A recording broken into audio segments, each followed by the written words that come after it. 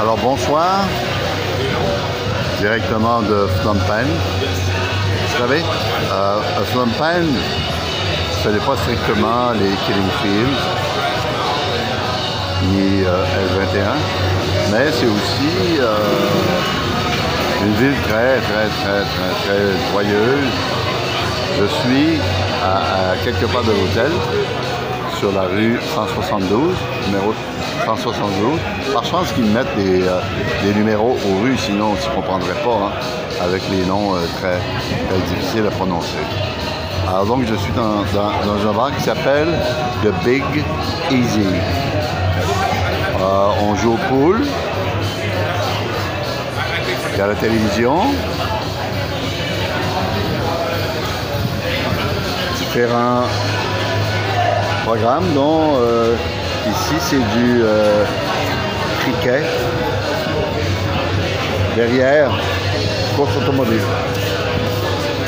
Alors quelques mots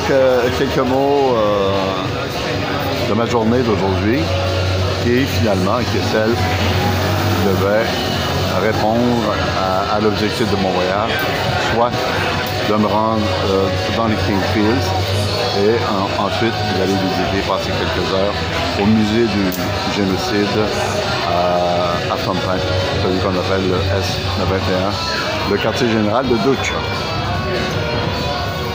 Pour en retenir, d'abord, comme western, la première chose à laquelle on est porté à comparer, c'est avec les camps de concentration. Sauf que les camps de concentration d'Auschwitz, etc., okay, étaient quand même, j'oserais dire,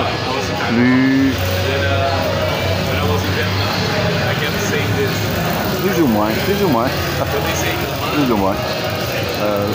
Je pense que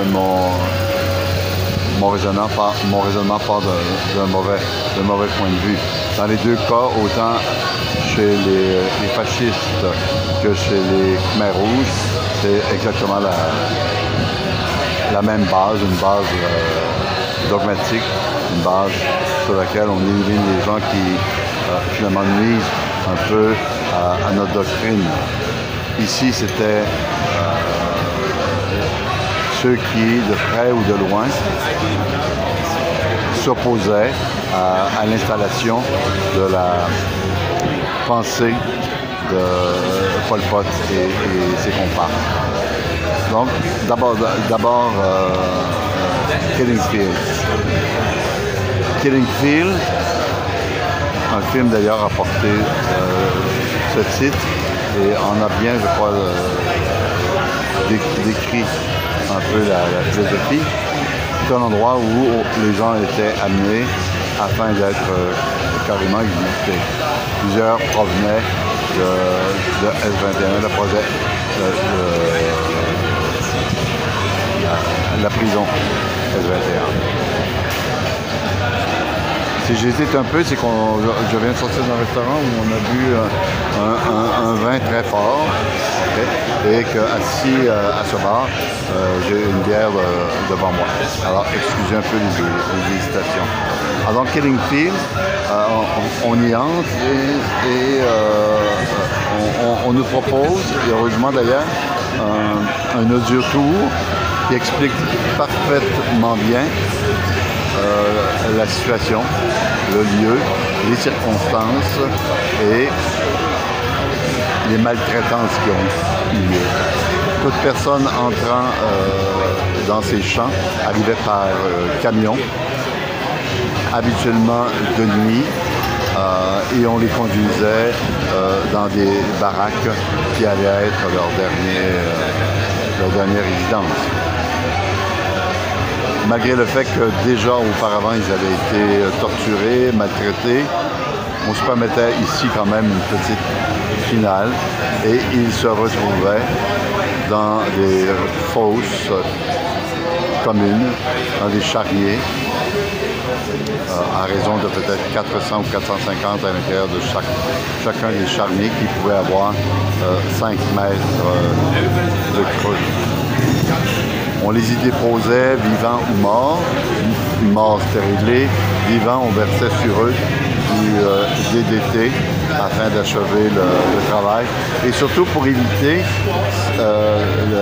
les odeurs, parce qu'autour des killing fields, il y avait beaucoup d'agriculteurs. Ces agriculteurs étaient habitués à l'odeur du DDT, donc ne pouvaient pas se douter des atrocités qui se produisaient. Alors, Killing Fields, c'est donc des centaines de personnes qui y ont perdu la vie. Il n'y avait pas seulement que celui-ci que j'ai visité à Phnom Penh, mais un peu partout à l'intérieur du Cambodge. Tout était sous le commandement des Khmer Rouges. À la suite de cette visite, j'ai fait d'ailleurs quelques vidéos qui seront postées très bientôt. Nous nous sommes dirigés vers un peu plus le centre de la ville. Il y a 45 minutes en tuk-tuk entre les Killing Fields et S21. On arrive à S21 à titre de touriste, certainement. Mais moi, j'y arrivais pas nécessairement à titre de touriste, j'y arrivais beaucoup plus pour vérifier ce qui sera publié dans le prochain roman qui va s'appeler Les Anciens Colonels. Et surtout, me promener dans le quartier général de Duch.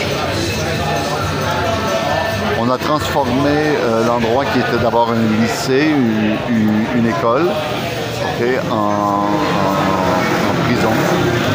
On a créé des cellules vraiment sur le tas.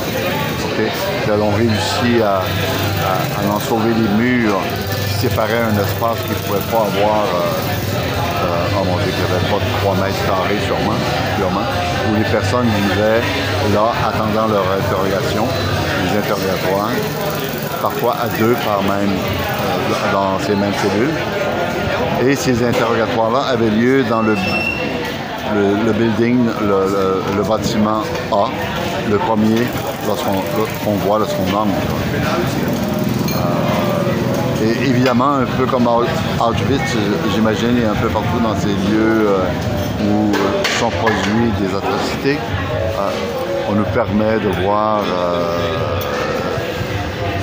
les outils qui ont servi de torture et également des photos de gens avant et après les interrogatoires.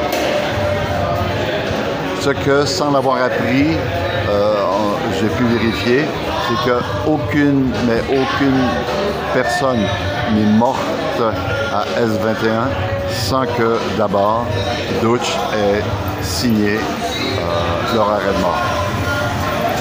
On les interrogeait sur des questions tout à fait inconnues pour eux, de sorte que, n'ayant pas droit à mentir, ils avaient à inventer, à créer des réponses. Et surtout, c'était l'objectif de dénoncer, se faire délateur de plusieurs autres personnes qui, elles aussi, étaient arrêtées. Ceux qui étaient arrêtés, c'était d'abord des gens qui participaient activement au régime de Lon Nol, qui a été démoli par les Khmer Rouges. Tous ceux qui étaient associés de près ou de loin au KGB ou à la CIA. Des personnes qui avaient un certain niveau scolaire, intellectuel élevé, et tous ceux qui portaient des lunettes. On a fait des interdictions dans les règlements des Khmer Rouges qui sont tout à fait incroyables. Par exemple, on devait, à partir de maintenant, refuser tout ce qui touchait de près ou de loin aux religions et vraiment faire un serment d'honneur à l'ANCAR, qui était l'organisation des Khmers rouges. La visite dure 2 heures. La visite dure 2 heures et on va toujours de surprise en surprise. On va toujours d'horreur en horreur, mais avec une certaine pudeur. Puis, il faut quand même le signaler de la part de ceux qui ont créé ce musée en 1981, si ma mémoire est fidèle. Alors donc, j'ai pu aujourd'hui réaliser l'objectif de ce voyage à Phnom Penh, soit de visiter ces 2 endroits. Et demain, dernière journée complète avant de rentrer à Saigon, nous allons visiter le National Museum, le musée national, le grand nouveau temple tout près du palais royal et le palais royal. Maintenant, en termes de nourriture, on mange extrêmement bien. J'avais vérifié sur TripAdvisor quel était le restaurant numéro 1, le meilleur à Phnom Penh.